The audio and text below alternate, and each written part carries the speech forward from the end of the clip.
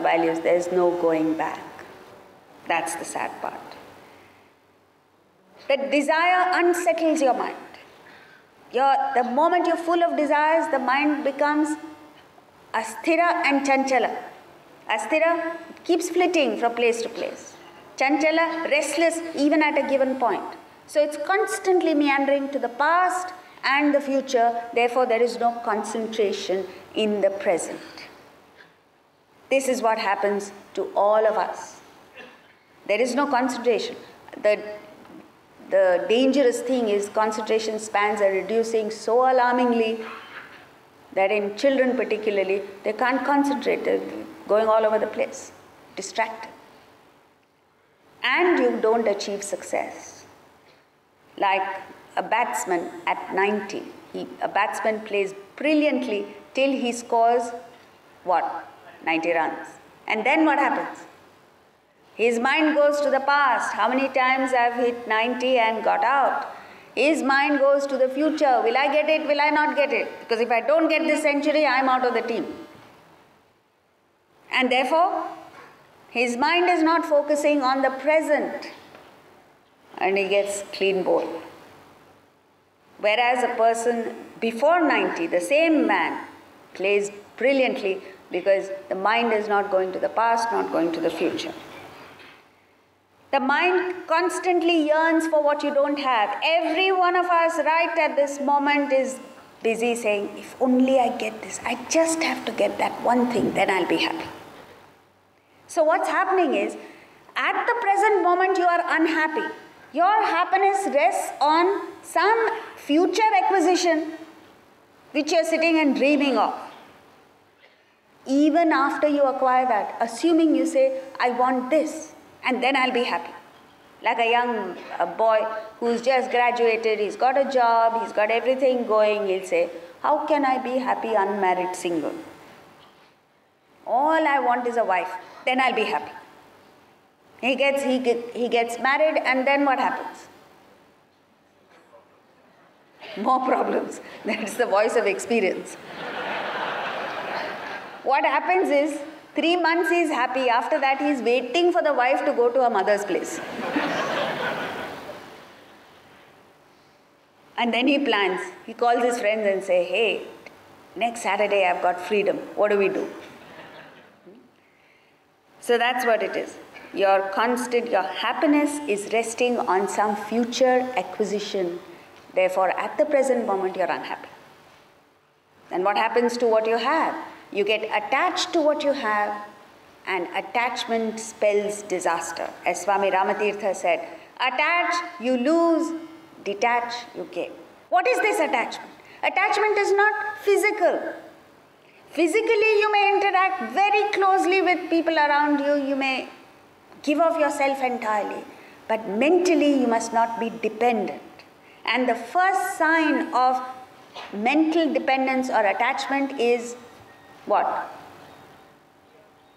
You miss the person. So the moment, and you know, these card manufacturers are capitalizing on your attachment. So there are cards. The moment a person goes on, the husband and wife normally don't talk to each other because each one is busy doing his or her own thing. And suddenly he comes and says, I'm going on a business trip for 3 days. He's barely reached the airport, Bombay airport. And she sends an SMS, I'm missing you. He's slightly more detached. So he says, how can you miss me? I've just gone. When you start missing a person, that's the first sign of attachment. Watch out. Because if you don't take the necessary steps, you know what attachment is? Is dependence, is hanging on, is clinging to someone. The moment you're hanging on to someone and clinging to someone, the first thing that the person feels like doing is like, get away from me. How would you like it if somebody leans on you 24/7? You feel like saying, stand on your own feet. If you don't have the capacity to stand on your own feet and you constantly have to lean on someone, that is attachment. Whereas detachment is, you're perfectly capable of standing on your own feet. You have the luxury of leaning. against a wall. That's fine. That's detachment. That's a wonderful relationship. So there's no time to get into that now. But the long and short of it is, desire is the weapon of mass distraction and destruction. And what are we doing with this desire? We are promoting it, we're encouraging it, we're nurturing it, nourishing it. And if by chance you are not nourishing and nurturing it, the environment is aglow with temptation. So even if you don't want it, you see commercials on TV, you see huge billboards, you see press ads, and before you know it, off you go to buy it. Pressure. That is why in the Bhagavad Gita, the 3rd chapter of the Gita, Krishna repeatedly tells Arjuna, this desire is kamarupam durasadam, the enemy in the form of kama, in the form of desire, very difficult to overcome. He uses 4 terms, all of which mean enemy. Vairin, enemy. Nitya Vairin, constant enemy of the wise. Paripanthin, Shatru. Jahi Shatrum Mahabaho Kamarupam Durasadam. Still we don't get the message. So what do we do? We are here from 7 to 8 listening to desire and all its destructive capabilities. The moment you walk out, back to desire. What do we need to do? This is the most important thing. Rise above desire and the object of desire comes to you. Whatever desire you have, fine, you're stuck with it. What do you do with it? Just rise above it. You know, there's a movie called Ultimate Gift. Is there anyone here who's seen it? See, you don't even see meaningful movies. How can I expect you to read Bhagavad Gita? There's a book? Okay. Ultimate Gift is a movie which is about a multi-billionaire who dies. And then if you feel that your family members love you, you should see the movie. This old man dies and everybody swoops in on, not him, on the will to find out how much I'm getting from the will. And he leaves a pittance, paltry amount for all his children and grandchildren. And then the last guy who comes is a young man. He rushes there just because he has to come. And then the lawyer, the grandfather's lawyer says, "You're late." He says, "Yeah, even when he was alive, he didn't like me. Now how can I expect him to leave anything for me?" So he comes not expecting anything. And then to his surprise, he says, "Your grandfather has singled you out and he's laid down certain conditions. If you meet them, you will get the prize." So he doesn't tell him what the prize is, what his inheritance is. And the young man is about to walk out. Then he says, "Let me at least listen to what he has to say." First condition says he has to go to some farm and work with a farm, actually work hard. And he's so used to a luxurious living that he says, "This is your air ticket and off you go tomorrow." He goes and sits in first class. And the steward comes and says, "Sir, you're in the wrong seat. You're in coach class." He says, "That's impossible." But he is really in economy. And he has to suffer that economic seat till he reaches his destination. And anyway, the rest of the movie is. But what is important is, as he goes fulfilling the grandfather's conditions to get the inheritance, somewhere down the line, he meets a young girl who has cancer, suffering from cancer, and her mother who's struggling to take care of the young girl. And he genuinely, for the first time in his life, genuinely begins to care for somebody other than himself. And he starts doing things right. And as he meets with his grandfather's condition, one fine day he gets a check from the grandfather's estate of $100 million. And instead of using it for himself, he decides to use it for building a facility for other children who are suffering. He gives the entire $100 million in charity. And that's when the grandfather's conditions are met with. He gets the entire estate of the grandfather. Billions and billions of dollars. So now you see, rise above the desire. He came for the inheritance. But he set aside the desire for the inheritance and genuinely worked for something else. He got not only his expectation of the inheritance, the entire thing he got. So learn from that and put it into practice right now. What do you put into practice? You see, he gave $100 million, he got 100 times as much. You got the message, right? So, in our culture, you have Krishna, the story of Krishna and Kaliya. As children, we were all told these stories as bedtime stories by our grandparents. Today's children have only cartoons to fall back on, because neither the parents are there nor the grandparents are there. So, they are stuck. Now, the story of Krishna and Kaliya is when Krishna was a young boy playing on the banks of the river Yamuna. Suddenly there was a turbulence in the river and out came Kaliya.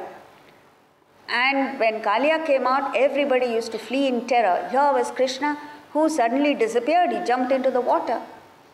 And everyone got scared. What's happened to Krishna? Suddenly, in a few moments' time, you found him dancing on the heads of Kaliya. And he killed Kaliya by destroying the heads one by one. And when Kaliya was killed, the wives of Kaliya came and paid homage to Krishna. When you heard this story as a child, it seemed an interesting story, but an absurd story. And anyway, it fits into a child's imagination. Later, as you grew, you asked the question, what does it mean? And then the philosophy was taught. Kaliya represents desire that pollutes the lake of your mind, the river of your mind. And as you take on, if you surrender to Krishna representing Atman, you develop the power to eradicate your desires one by one. And as you eradicate your desires, as you eliminate your desire, the wives of Kaliya represent the objects of desire come to you unsought, unsolicited. This is a fact. It is the truth. You have to experiment with it. Even if you fake it, it works. Just pretend that you don't want an object of desire and see what wonderful results there are. As long as you're craving for something, you never get it. Even if you get fed up and say, okay, chhod do yaar, I don't want. The moment you say chhod do, it comes to you. So when you go home today and your family members say, what have you learned? Where did you go? I went to Bhaidas for a lecture. Now, they'll ask you, what did you learn? You've forgotten everything. I'm telling you one clue. You say, go there and say, I learned chhod do. Chhod do what? They'll say, you wait and see. So therefore, desire has been personified as the devil in all religions. In Hinduism, it's called Asura, in Buddhism, Mara, in Christianity, Satan. The formula is the human being minus desire equals God. If you find some method of eradicating your desires, instantly you become God. In fact, desire has no place, no role in your life, because the law is you get what you deserve, not what you desire. So all you have to do all your life is just pay the price. The fruit will automatically come to you. Therefore, it is in our culture that constantly you are told, just perform your obligations. Niyatam kuru karmatvam karma jayo hya karmanaha. Just perform your niyatam karma, whatever you ought to do it to the best of your ability. Without looking at the fruit, you'll be taken care of. But neither do we perform our obligations and we want the fruit. We all want freebies in life. Isn't that true? Even when we were told about this thing, we got so many calls saying, is it a free lecture or we have to pay for it? So I felt like saying, even when it is free, people don't come. If we charge, I'll have to talk to the chairs. Freebie, anything that is free, whether you like it or not, whether you need it or not, you'll grab. What a horrible attitude. Instead, just pay the price. Keep on paying the price from birth to death, and what a wonderful life there will be for you. Examine that desire. Is it really the object of desire that you're looking for? Every desire epitomizes your desire for the infinite. When Swami Ramatirtha was lecturing in America, somebody asked him, he said, why is it that people are full of greed and avarice and your desires never And Ramatirtha gave a fantastic explanation that only a sage can give. You know, the hallmark of a spiritual person is he cannot look at anything negatively. He says, of course you'll have avarice. Because you are the infinite. And nothing less than the infinite will satisfy you. So, when you ask for money, what are you asking for? You're not asking for money, you're asking for the infinite. And money can never give you the infinite, so you will never be satisfied. All objects of desire disappoint, frustrate, they never satisfy you. It's only when you get spiritual food, like that child that we began with. Just a few morsels of food is enough. That is why Shankaracharya in the Bhajagovindam says, Bhagavad Gita kinchid adhita, kinchid, just a little bit, is enough to fulfill you. So what is the way out? There are 3 ways out. If you manage your desire, desire management gives you relief, desire reduction gives you comfort, desire elimination gives you bliss. So what do? The first step, management of desire, is how do you manage desire? With your intellect. Excellent. See, why I'm asking you is because to prove to you that you already know the answer. You just have to invoke the answer. So the way out is, when desire directly fuels action, it becomes indiscriminate, malignant. The same desire, whatever it be, maybe a mundane desire, materialistic desire, you scan it with the intellect. It becomes discriminate, benign, beneficial to you. So when the intellect scans the desire, the craving, the yearning, the lust, all of which gives a lot of mental agitation, transforms beautifully into aim, ambition, aspiration, goal or ideal in life. And this is what drives performance, not this. As long as you have a craving, a learning, yearning, lust, it doesn't transform into action. You don't get the object of desire. It's only when the intellect converts it into ambition, aspiration, goal, that you then have a plan of action, you know a method to follow, and you actually achieve the object of desire. You reduce desires to give you comfort by what we call as the Vedanta operating systems. Have you heard of it? Vedanta operating system, you've heard of it. We're just using a different terminology. You know why? Because people who've heard before say, "Arey, same thing again and again you're saying." You want something new all the time. But the truth is the same. So what do? Present the same truth in a different way. Product is the same, packaging is different. So Vedanta operating systems are, number 1, dedication at the physical level. Whatever you do, you must do with your heart and soul. Dedicated to a higher ideal. This reduces the number of desires. Then devotion. You must have a worshipful attitude towards everything. And this changes the quality of your desire, upgrades the quality of your desire. And the third, discrimination. You bring your intellect to just discriminate between the permanent and the impermanent. The moment you understand that all things of the world are impermanent, you have your value for them